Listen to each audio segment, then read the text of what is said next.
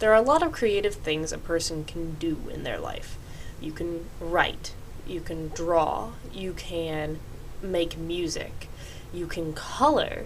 So coloring is kind of a part of drawing, but in itself it's its own thing, and it is very relaxing.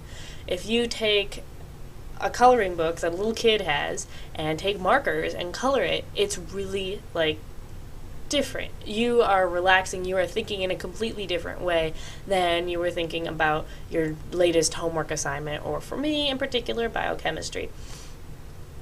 And the kind of relaxed way the relaxed thoughts that it brings about are really good for studying well, and they're also good as a distraction, but they're also good for creative things and leads to all your other creative things being even better, thus writing. Now this comes about because of actually reading, which is always the counterpart to writing, and I am reading this book. It is Spirits That Walk in Shadow. It's by Nina Hoffman, which is actually one of my favorite authors. She talks about emotions a lot in her books, and the emotions are really, really easy to relate to. She relates to things that anybody can relate to and describes them in such a way that everybody can know what she's talking about, I feel, anyways.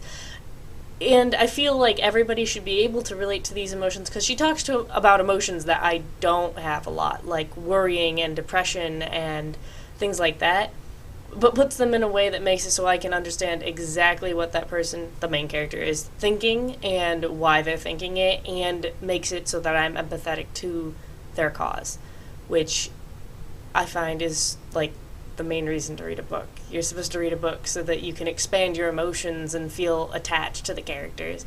If you can't imagine the characters, then there's no point in reading the book. The last thing to talk about is music. Music is very good with creative process as well. It brings about... What you do is you're concentrating on something that is completely different than what you're doing before, just like coloring, but you're creating a sound instead of creating an emotion. Well, you're creating a sound that creates an emotion in another person. For example, if you have a crescendo, you can have people feeling the emotion of anticipation, and you can have them feel like intense anger or intense sadness depending on where the crescendo is, etc.